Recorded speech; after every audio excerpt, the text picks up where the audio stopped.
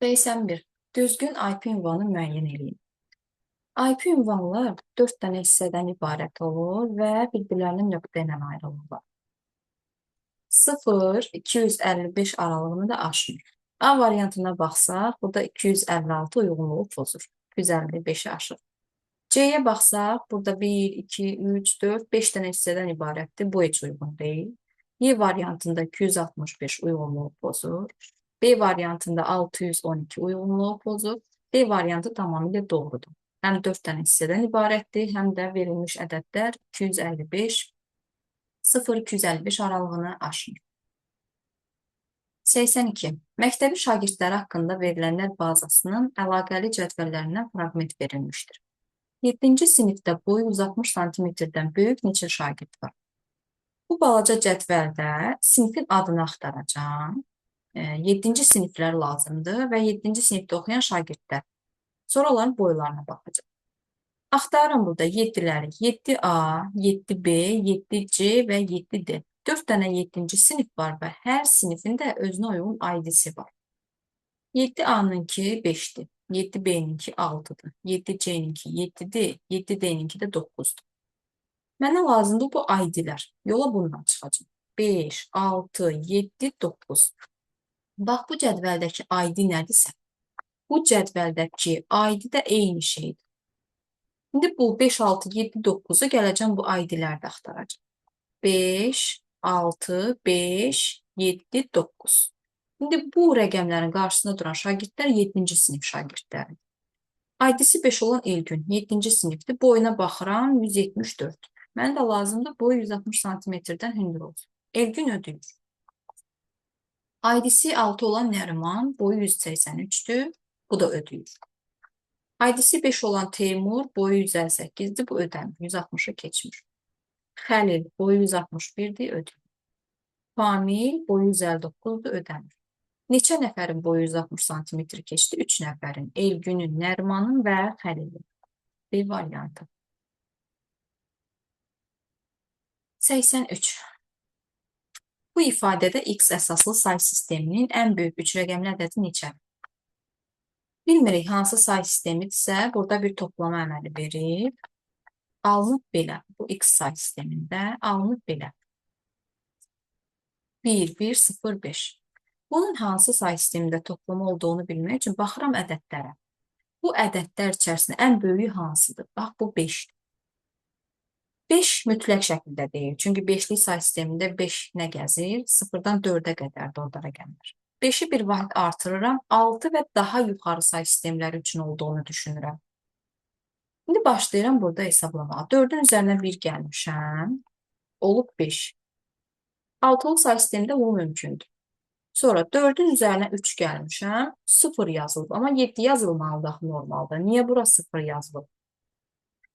Deməli, 7-dən bircə dənə 7 çıxmışam ki, alınıb 0. Həmən bu 0-dır bura yazılan. Tapdım ki, bu 7-lik say sistemində olan bir toplama əməlidir. 7-lik say sistemində. Mötərizənin qarşısında olan bu rəqəmdə həmişə yadda saxlanılacaq ki, növbəti toplamada üzərinə gəlməyəcək. Sonra 2-nin üzərinə 5 gəlirəm. 2-nin üzərinə 5, onun da üzərinə həmən bu 1-i gəlirəm. Olur 8. Amma bura 1 yazılır. Deməli, bu 8-dən bircə dənə 7 çıxılıb ki, alınıb 1, gətirilib yazılıb bura. Mötərizənin qarşısında olan həmən bu 1 də lap qarşıya gətirilib yazılıb. Oldu bu 7-lik say sistemində olan toplama. İndi bu say sisteminin ən böyük rəqəmli ədədi neçədir? Deyəndə rəqəmləri yadıma salıram. 0, 1, 2, 3, 4, 5, 6. 6-ya qədər də 6-da daxil olmaq. Ən böyük rəqəm 6-dır. Ən böyük rəqəmli ədədi də olacaq 6, 6, 6. 7-lik say sistemində. 84. Python dilində yazılmış proqramın nəticəsini müəyyən edin. Sadə hesablama sualıdır. N-ə 0 verib, K-ya da verib 1. K while dövrünə girir, soruşulur. 1 12-dən kiçikdirmi? Deyirəm hə. Və N-i hesablayır. N bərabərdir 0 topla 1. N-in qiyməti oldu 1. Sonra gəlir if-ə. If K, yəni 1. 5-ə tam bölünürmü? Deyirik yox. Ona görə düşür else-yə və 1-i 4 vahid artırır. oldu 5. Sonra K yenidən 5 qiymətindən while-a gəlir. 5 kiçikdir 12-dən deyirik, hə. Eni hesablayır. 1-in üzərinə 5 gəlir, olur 6. Sonra 5 5-ə tam bölünürmü? Deyirik, hə. Ona görə də 5-i bir vahid artırır. 5 bir vahid artdı, oldu 6. Sonra 6 12-dən kiçikdirmi? Deyirik, hə. Yenə gəlir, eni hesablayıb. 1-in üzərinə 6, yox, 6-nın üzərinə 6 olur 12. N oldu 12. Sonra gəlir burada K-nın qiyməti ilə if-ə girir. If K, yəni 6. 5-ə tam bölünürmü? Deyirik, yox. Ona görə də 6-nı 4 vahid artırır. 4 vahid artdı, oldu 10. Sonra 10 12-dən kiçikdirmi? Bəli, N-i də burada hesablayır. 12-nin üzərinə 10 gəlir, olur 22. Sonra if-ə girir 10. 5-ə tam bölünürmü? Deyirik, hə. Ona görə də onu bir vahid artırır. Olur 11. Sonra 11 12-dən kiçikdirmi? Deyirik, hə. N-i yenə hesablayır. 22-nin üzərinə 11 gəlir, olur 33. N oldu 33. K 11. 5-ə tam bölünürmü? Deyirik, yox. Ona görə gəlir 11-i 4 vahid artırır. 11 oldu 15. 15 12-dən kiçikdirmi? Deyirik, yox və while dövründən tamamilə çıxır. Düşürük bunun paralelindəki printə. Print də N ilə K-nın cəmini çapa verir. N 33-dür, K-da 15-dir. Bunların cəmi olur 48. 48-i də verir çapa. 85. Qrafın qonşuluq matrisinə əsasən A təpəsindən Y təpəsinə neçə müxtəlif yolla getmək olar? Burada qraf çəkəcəyik. A təpəsindən Y təpəsinə gedən qraf çəkəcəyik. Əgər mən nöqtələrə yuxarıdan aşağı baxsam, bütün nöqtələrə, A-ya, B-yə, C-yə, hamısına, onda həmin nöqtəyə gələn yolları tapmış olacaq. Qraf çəkmək üçün də çıxan yolları tapmalıyım. Gedən yollar. Ona görə də nöqtələrə bu soldan sağa doğru baxıram. A-ya baxıram soldan sağa, neçə dənə 1 çıxıb, neçə dənə 1 varsa o qədər yol çıxıb deməkdir. 1, 2, 3, 4 dənə yol çıxıb və müxtəlif nöqtələrə gedib. Biri gedib B-yə. A ilə B-nin kəsişməsində 1 var. Biri gedib C-yə. Kəsişmədə 1 var. Biri gedib D-yə, biri gedib Y-yə. Qrafı çəkə bilərəm. A nöqtəsindən B nöqtəsinə bir dənə ox çəkirəm. Birlər qədər ox çəkirəm. Sonra birini C nöqtəsinə çəkirəm, belə. Birini D nöqtəsinə çəkirəm, birini də çəkirəm Y nöqtəsinə, belə oxla. Sonra B-yə baxıram, soldan sağa, neçə dənə 1 var? Bir dənə, o da gedib Y nöqtəsinə. Çəkirəm Y nöqtəsinə bir dənə. C-yə baxıram, 2 dənə 1 var. Biri gedib D-yə, biri də gedib F-ə. C-dən bir dənə yol D-yə çəkirəm, bir dənə də yol belə F-ə çəkirəm. Sonra D-yə baxıram, bir dənə 1 çıxıb gedib Y-yə. D-dən Y-yə bir dənə ox. Y-yə baxanda heç bir yol çıxmır, yollar Y-yə gəlir. F-ə baxanda bir dənə 1 var, o da D-yə gedir. F-dən D-yə bir dənə ox çəkirəm. Qraf oldu bu şəkildə. İndi birləri yazacaq. A başlanğıc nöqtədir deyə, A bütün nöqtələrə 1 verəcək. B-yə 1 verəcək, Y-yə 1 verəcək, D-yə 1, C-yə də 1. İndi hansı nöqtəyə nə qədər yol gəlirsə, o qədər yolu da verir. B nöqtəsinə bircə dənə yol gəldi, biri də verir. C nöqtəsinə bir dənə yol gəlir, biri verir. Həm D-yə, həm F-ə. F nöqtəsinə 1 gəldi, biri də verir. D nöqtəsinə 3 dənə yol gəlir. 1, 1, 1, oldu 3. 3-ü də verdi. İndi Y nöqtəsinə cəmi neçə dənə yol gəlir? Biri burada, biri burada, 3-ü də burada. 1 topla 1 topla 3. Y nöqtəsinə 5 dənə yol gəlir.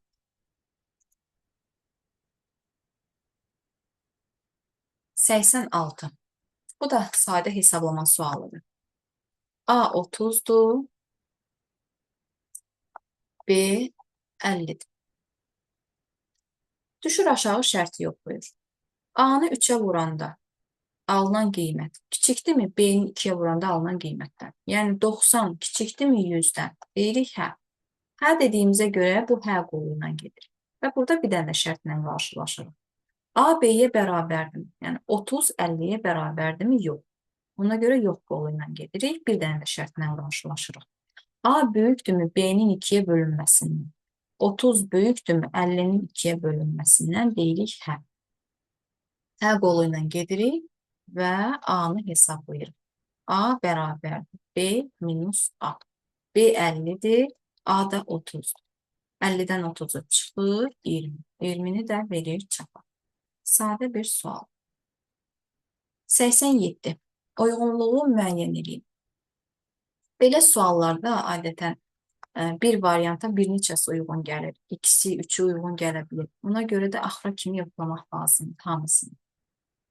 60 vurulsun 2 üstü 24 bit. Birinci megabaytları yoxlayaq. Neçə megabayt? Bitdən megabayta keçmək üçün 2 üstü 23-ə böləcəm. Bunlar ixtisar gedəcək. Burada qalacaq 2 üstü 1. 60-ı vuranda 2-yə olacaq 120 megabayt. 1-ə uyğun gəldi D. 60 15-in hasil şəklində göstərilir də. 15 vurulsun 4 kimi göstərə bilirik. Ona görə 60 üçün həm B-ni yoxlayaq, həm də C-ni yoxlayaq. 15 vurulsun 2 üstü 2 vurulsun 2 üstü 24. 15 vurulsun 2 üstü 26 bit. Bit üçün uyğun olmaz. Baytını da yoxlasaq əgər. Bitdən bayta keçmək üçün bir dənə 2 üstü 3-ə böləcəyik. 15 vurulsun, bunlar ixtisar gedəcək. 2 üstü 23. 15 vurulsun 2 üstü 23. 2 üstü 23 bayt. Bayta və bitə uyğun gəlmədi. 160-ı yoxlayaq. 160. 160 üçün bir dənə megabayt yoxlayacaq. Vurulsun 218 bayt neçə megabayt? Baytdan megabaytı keçmək üçün 2 üstü 20-yə böləcəm. Bunlar ixtisar gedəndə qalacaq burada 2 üstü 2. 160-ı böləndə 4-ə olacaq 40 megabayt. 2-yə olacaq Y variantı. İndi gəldik 30-a. 30 vurulsun 2 üstü 13 kilobayt. Görün neçə megabayt. Kilobaytdan megabayta keçmək üçün 2 üstü 10-a böləcəm. Bunlar gedəcək, burada qalacaq 2 üstü 3. 30-u vuranda 8-ə olacaq 240 megabayt. A variantı 3-ə uyğun gəldi. 32 vurulsun 15 şəklində göstərilə bilir deyə, bunun üçün həm B-ni, həm də C-ni yoxlayacaq. 15 vurulsun 2 üstü 1, o da 2 üstü 13 kilobayt. Oldu 15 vurulsun 2 üstü 14 kilobayt. Görün neçə bayt. Kilobaytdan bayta keçmək üçün 2 üstü 10-a vuracaq. 15 vurulsun 2 üstü 24 bayt. 3-ə B uyğun gəldi. Bitini də yoxlamaq üçün, baytdan bitə keçmək üçün bir dənə də 2 üstü 3-ə vuracam. Olacaq 15 vurulsun 2 üstü 27 bit. Bit üçün uyğunluq olmaz. Oldu belə. 1D, 2Y, 3D, A və B. 88. Gəldik alqoritm qurma sualı. Belə bir funksiya verilib, daxil edilmiş n sayda x tam ədədi üçün y funksiyasının qiymətini hesablayıb, alınan qiymətlərdən 60-dan böyük olanların cəmini çıxışa verən alqoritmin blok sxemini qurun. Daxil edilmiş n sayda x tam ədədi üçün. Tutaq ki, 4 dənə x tam ədəd daxil edirəm. Hansı ədəd olur olsun? 86 daxil edə bilərəm, 70 daxil edə bilərəm, 10, 7, 4 dənə belə tam ədəd daxil edirəm. Bunlar hansı x-lardır?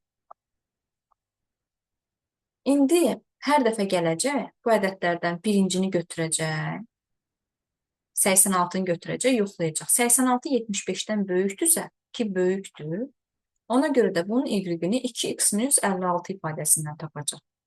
Sonra əgər alınan y 60-dan böyükdürsə, cəmləyəcək. Sonra yenə gələcək, 70-i yoxlayacaq bu dəfə. 4 dənə ədədin 4-ünü də yoxlamalıdır. 70 75-dən böyük deyilsə, 75-dən kiçiyə düşəcək. Ona görə də bunun y-ni 10x topla 7 ifadəsindən tapacaq. Sonra alınan y 60-dan böyük ya da kiçik oldusa, başqa cür. İndi bu alqoritmə daxil etmək üçün hansı verilənlər olmalıdır? N olmalıdır, x olmalıdır, y olmalıdır. 60-dan böyük olanların cəmini çıxışa verən s olmalıdır. Bir də dövrü davam etdirmək üçün i olmalıdır.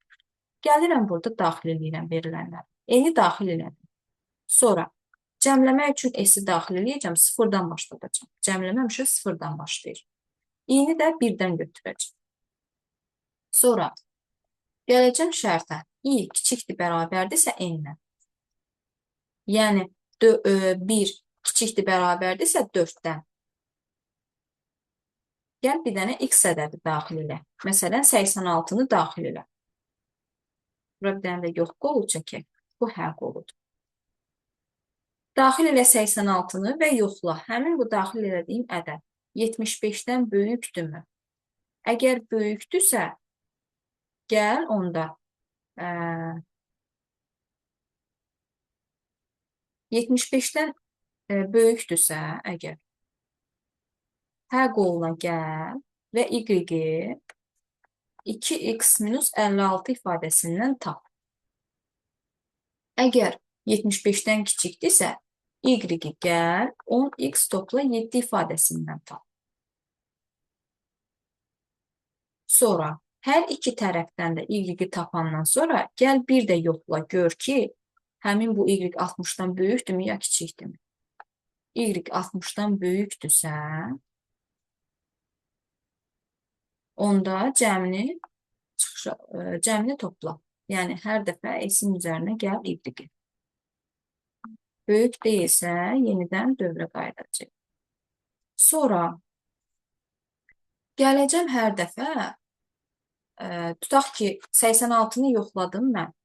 Bununla iş bitmir, axı 70-i də yoxlamaq lazımdır. 10-u da yoxlamaq lazımdır, 7-ni də yoxlamaq lazımdır. Ona görə hər dəfə bu i-ni bir vahid artıracam ki, gəlsin, girsin bu şərtə yenə yoxlasın.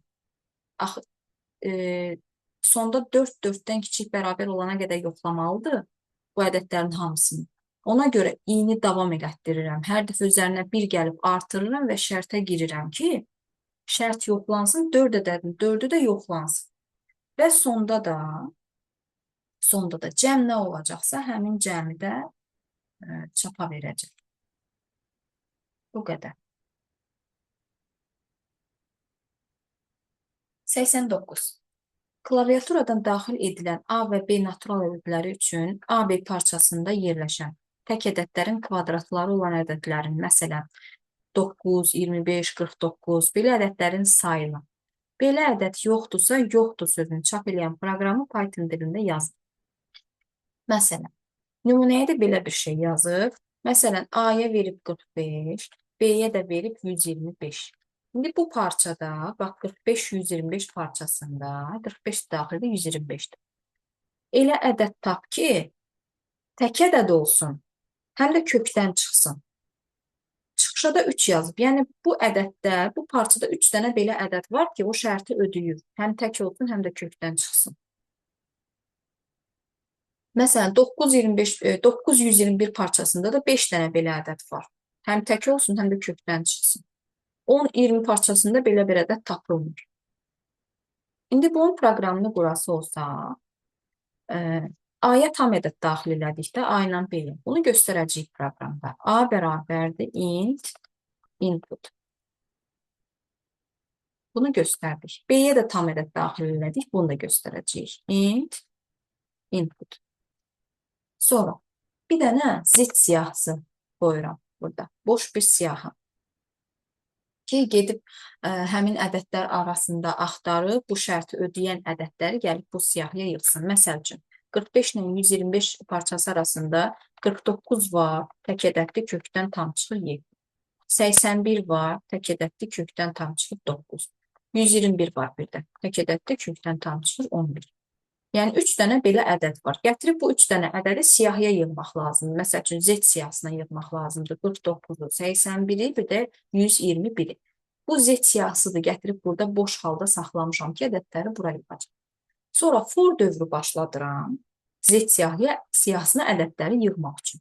For in range. Aralığı da qoyuram belə. A, B plus 1. Range-in xüsusiyyətini bildiyimə görə burada A, B qoymuram. Çünki range bir vaxt əskik götürülür. Əgər 45-125 qoysam, 45-124 parçasını götürəcək. Mən 45-125 plus 1 qoymalıyam da, 45-126 qoymalıyam ki, 125-i götürsün. Ona görə B plus 1 yazdım. Sonra hər dəfə bu i gedəcək bu ədədlərin aralığından, ədədi götürəcək, şərtləri yoxlayacaq. If i 2-yə bölünəndə qalıq 1-dirmi? Yəni həmin ədəd təkdirmi? Və eyni zamanda i2 ulduz 2-də 1 bərabərdirmi? int i2 ulduz 2-də 1 şərtinə. Əgər bu int şərtini qoymasan burada, bu şərti qoymasan, onda kökdən tam çıxmayan, natamam çıxan ədədləri, bütün natamam çıxan tək ədədləri də gətirib yığacaq bura. Məsəl üçün, 45 ilə 125 aralığında var 57. Tək ədəddir, amma kökdən natamam çıxır. Sonra var 71 tək ədəddir, vergüllə çıxır. Belə bu şərtə uyğun olmalıdır. Yəni 3 dənə belə ədəd ödənirdi. Kökdən tam çıxan ədədləri yığmaq lazımdır bura. Sonra bu ədədləri, bu şərtə uyğun ədədləri getdi, yığdı, Z append, yəni əlavə elədi bu siyahıya. Siyahım doldu.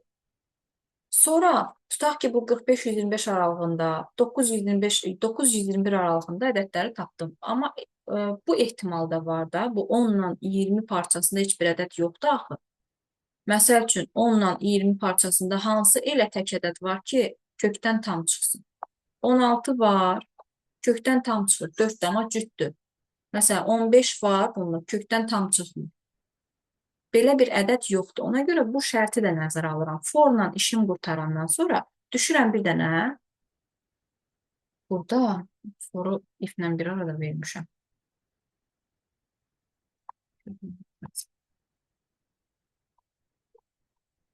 Düşürəm burada bir dənə də if şərti qoyuram. For-la paraleldə. If len z bərabərdirsə 0-a, yəni elə bir ədəd tapa bilmədimsə, siyahım boş qaldısa, yaz ki, yoxdur. Əgər siyahıda ədəd tapa bildimsə, siyahıya ədəd yığa bildimsə, else print len z.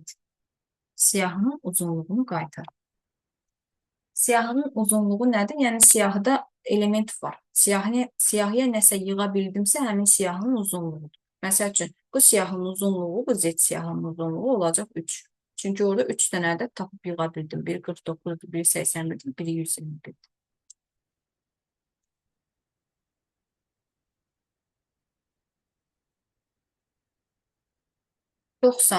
En sayda tam ədədlər boş siyahıya klaviaturadan daxil edilir.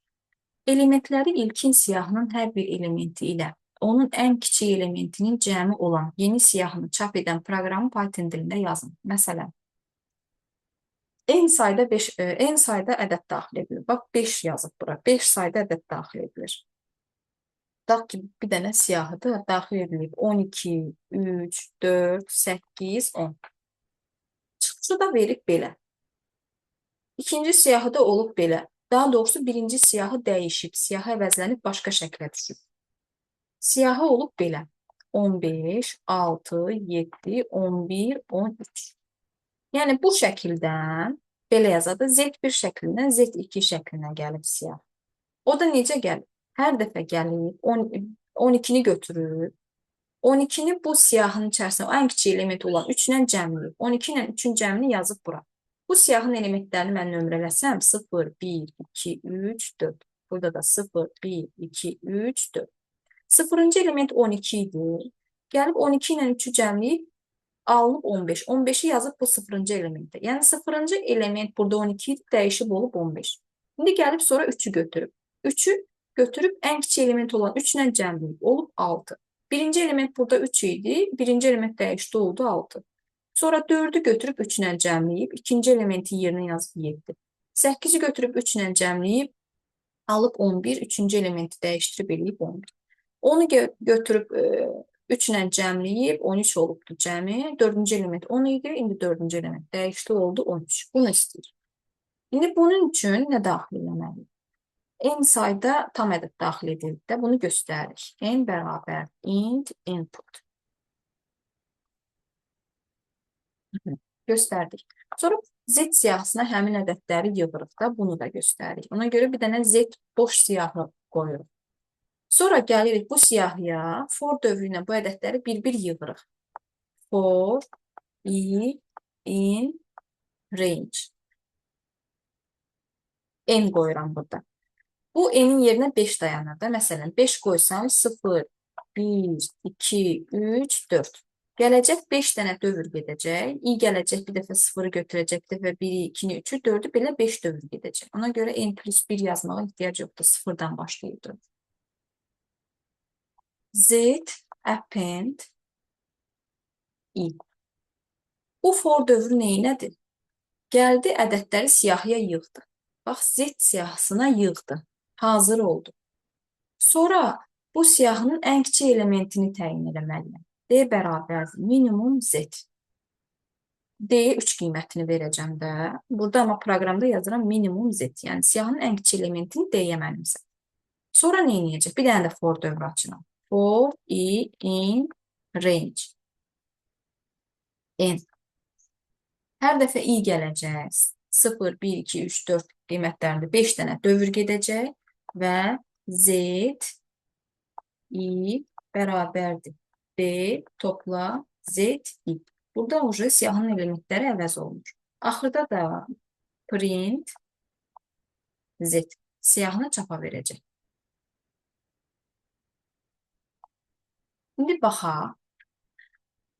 Burada 0, 1, 2, 3, 4. I gəldi bir dəfə 0-ı götürəndə. Z I, yəni 0-cı element. Z 0 bərabər. Burada da 3 qiymətini verəcək də bu 3. D, yəni 3 topla Z 0, 12. 0-cı element dəyişdi oldu 15. Gətirdi bu siyahıda 15-i qoydu bura. Sonra Z 1. I gələcək bu dəfə 1-i götürəndə Z 1 bərabərdir. 3 topla birinci element 3 oldu 6. Birinci element oldu 6. I gələcək bu dəfə 2-ni götürəndə Z 2 bərabərdir. İkinci element hansı? 4. 4 ilə 3-ü cəmləyəcək olacaq 7. İkinci element 7 olacaq. I gələcək 3-ü götürəndə Z 3 bərabər olacaq. 3-ün üzərinə nə gələcək? 8. 11. Üçüncü element dəyişdi oldu 11. I gələcək 4-ü götürəndə Z 4, yəni siyahının 4-cü elementi bərabər olacaq. 3 topla 10. O da olacaq 13. 4-cü element dəyişdi oldu 13. Siyahı əvəzləndi başqa bir siyahı ilə. Və sonda da yeni bir siyahını çapa verdi. Print Z.